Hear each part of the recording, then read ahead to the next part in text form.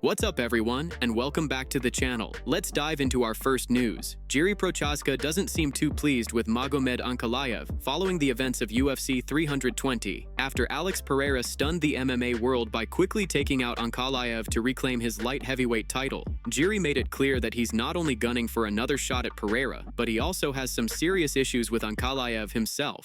Prochazka recently stormed back into the title picture with an impressive third-round finish over Khalil Rountree Jr., proving he's still one of the top contenders in the division. Moments after Pereira's win, cameras captured Jiri getting emotional inside the arena, visibly motivated and inspired to earn another chance at the belt.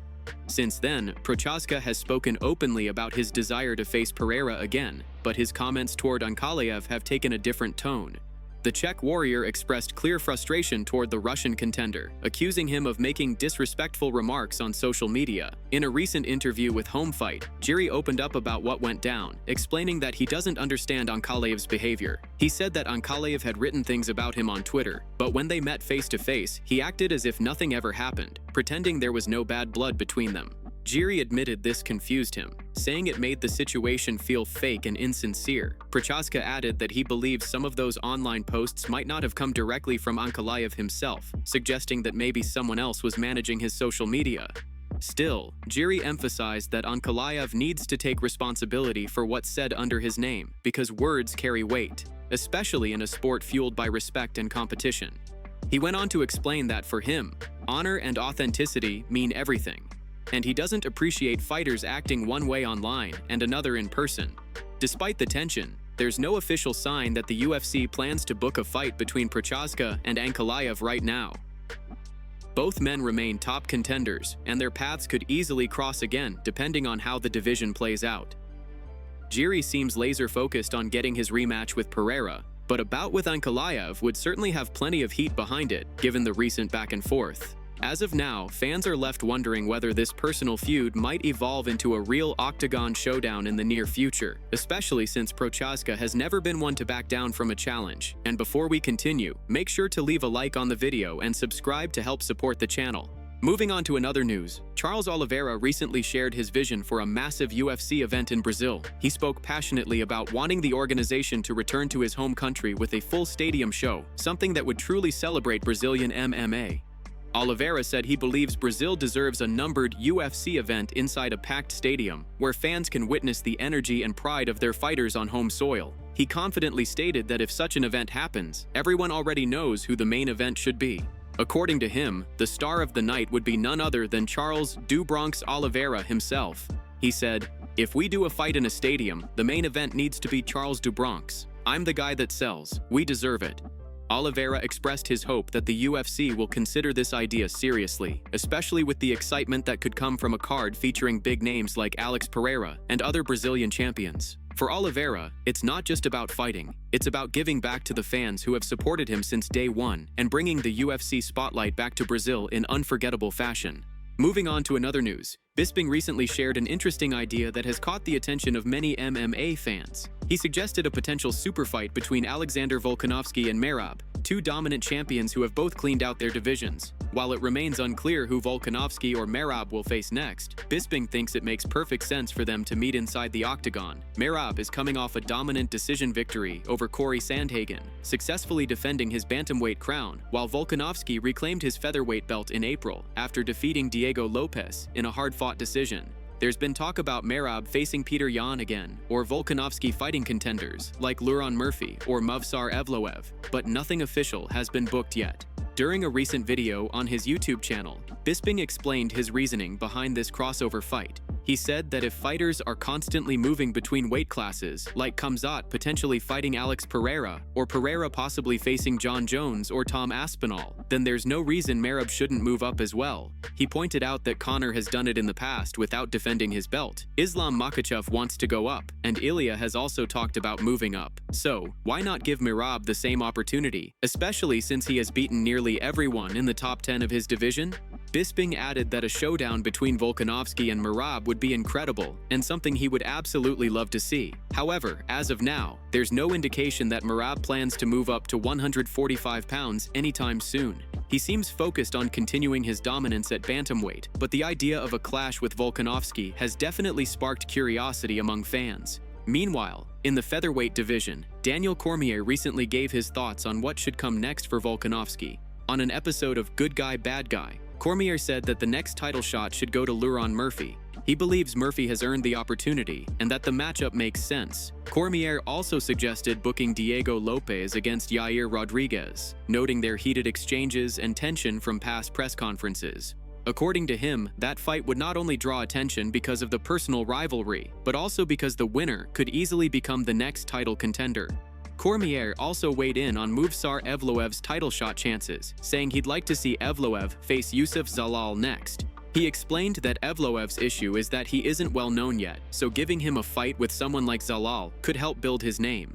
If Zalal wins, it would elevate him into contender status, but if Evloev wins, he'd finally deserve that long-awaited title shot.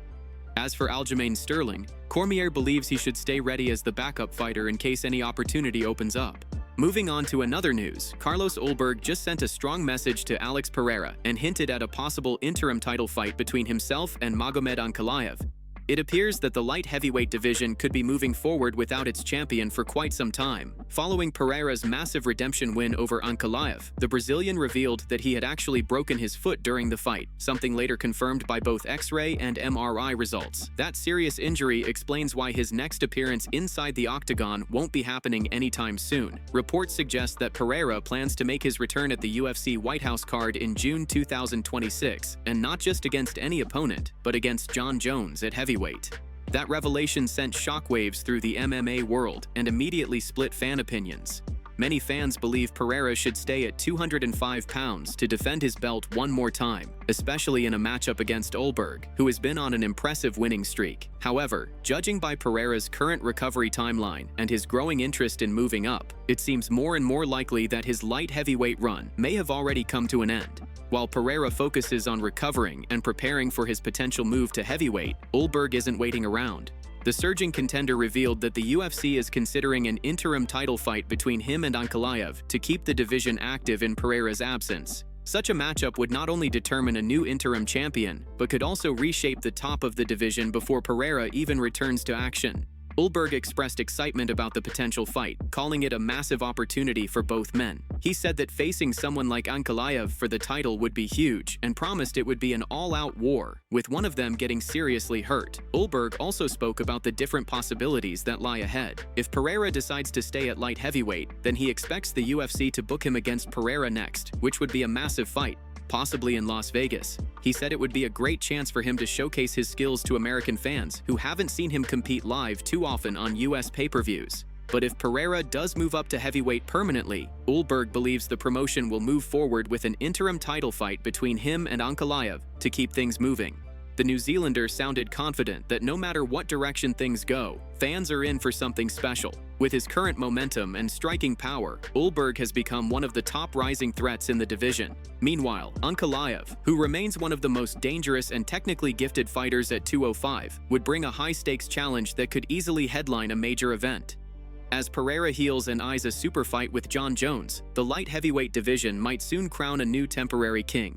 Whether it's Ulberg or Ankalaev, the road ahead promises fireworks and a major shift in the balance of power at 205 pounds.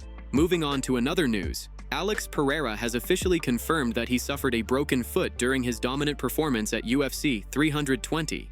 After making quick work of Magomed Ankalaev, Pereira mentioned he was worried about the condition of his foot. Now, the light heavyweight champion has revealed that his concern was justified. Speaking at a recent Q&A session with fans ahead of the UFC event in Rio, Pereira explained that he had undergone an X-ray in Las Vegas and an MRI in Brazil, both confirming a fracture. Despite the setback, Pereira appeared calm and focused, saying he plans to use this recovery period to prepare for something special, the upcoming UFC White House event. He stated that the White House card truly interests him, and that he would like to be part of it once his foot heals properly. Pereira admitted he doesn't yet know how long recovery will take, but said he wants to stay focused on that June event. The UFC White House card is reportedly planned for June 14th, meaning fans might not see Poatan back in action until then. That's nearly 9 months without a Pereira fight, something that will certainly be difficult for his fans around the world. During the Q&A, Pereira was also asked about the possibility of facing Jon Jones at that same event. The Brazilian knockout artist responded with his usual humility and confidence, saying that this is MMA, and in this sport, you either win or lose. He said he always prepares himself to the best of his ability to come out with the victory, no matter who stands across from him. Meanwhile, after UFC 320, footage surfaced from Ankalaev's camp claiming the Russian fighter had suffered broken ribs just 3 weeks before the fight. When asked about these reports, Pereira made it clear he wasn't interested in excuses. He said that if Ankalaev was already injured, the elbows he landed likely made it worse, but injuries are part of the sport. He emphasized that he too could have made excuses but chose not to. Pereira added that it seems some people are already trying to downplay his win by pointing to Ankalaev's injury, but he remains proud of his performance and the way he handled business inside the octagon. As discussions about Pereira's next fight continue, Khamzat has reportedly called him out, wanting a shot at the light heavyweight king. This sparked conversation across the MMA world, with fighters and analysts weighing in on how that potential matchup might play out. Veteran lightweight Benil Dariush recently shared his thoughts in an interview with Helen Yee. He said he would actually like to see Pereira get a massive fight, such as the Jon Jones bout, before eventually retiring. Dariush added that Pereira is 38 years old and might be thinking about the final stretch of his career, so he hopes the champion secures one last big payday. When asked to compare Khamzat's wrestling to Ankalaev's, Dariush didn't hesitate to say that Khamzat poses a much tougher stylistic challenge. He explained that Ankalaev relies more on Greco-Roman techniques and body locks, whereas Khamzat fully commits to his takedowns, turns the corner quickly, and dominates once he gets to the back. According to Dariush, Khamzat's relentless wrestling pressure is something few can handle, making him a dangerous opponent for anyone, including Pereira. Moving on to another news, Islam Makhachev recently found himself in a tense situation outside his gym in the UAE. Footage that surfaced on Russian media showed the former UFC lightweight champion being suddenly surrounded by a large group of fans as he was leaving training. The video captured Islam waving his hands and trying to calm things down, while his bodyguard quickly stepped in to restore order. The atmosphere appeared chaotic for a few moments as fans crowded too close, shouting his name and pushing for photos. This kind of scene isn't entirely new for Islam, as passionate Dagestani supporters often flood him with attention, sometimes crossing personal boundaries out of pure enthusiasm.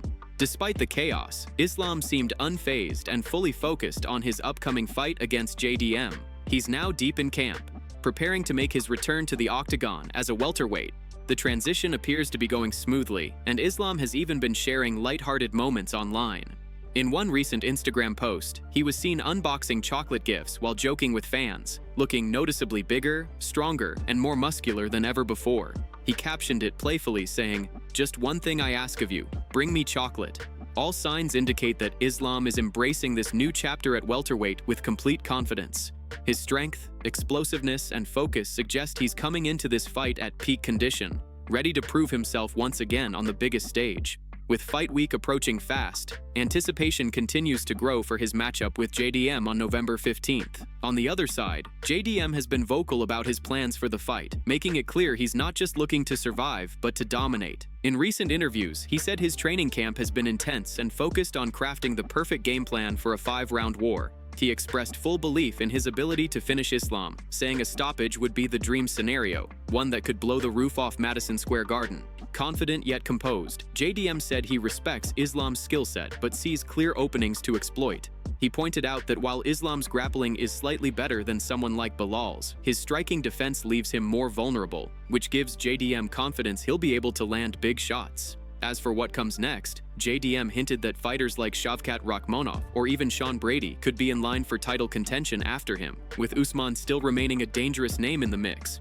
But right now, all eyes are on the massive showdown between Islam Makhachev and JDM, a fight that promises to shake up the welterweight division and determine if Islam can extend the Dagestani dominance one weight class higher. Moving on to another news, after his recent victory, Deiveson Figueiredo wasted no time making it clear that he wants to fight the reigning bantamweight champion, Merab. Following an impressive performance, Figueiredo called out the division's king, saying he's ready to take on the challenge. However, considering he was coming off back-to-back losses against Peter Yan and Corey Sandhagen before this win, many believe the UFC might hesitate to book that matchup right away. Still, Figueiredo remains one of the few highly ranked bantamweights Merab hasn't already faced, which adds some intrigue to the idea. Shortly after the fight, Merab responded on social media, showing both respect and interest in the potential bout. He tweeted, "Congratulations Deiveson Figueiredo, great performance against a top opponent. I'm waiting for you." The message quickly caught the attention of fans, fueling speculation that the two could soon share the octagon. Figueiredo later reacted to Merab's tweet, expressing appreciation for the champion's respect and confirming that he's absolutely ready for the fight. He said he admires Merab's relentless style, but believes he has the tools to stop the Georgian's pace and wrestling pressure. With both fighters showing mutual respect yet clear competitiveness, this matchup could be an exciting addition to the bantamweight division. While nothing is official yet, the energy surrounding this call-out has already started building momentum, and fans are eager to see if the UFC decides to make Figueiredo versus Merab a reality. That's it from MMA Pulse News. Thanks for watching. Don't forget to leave a like and subscribe for daily MMA news.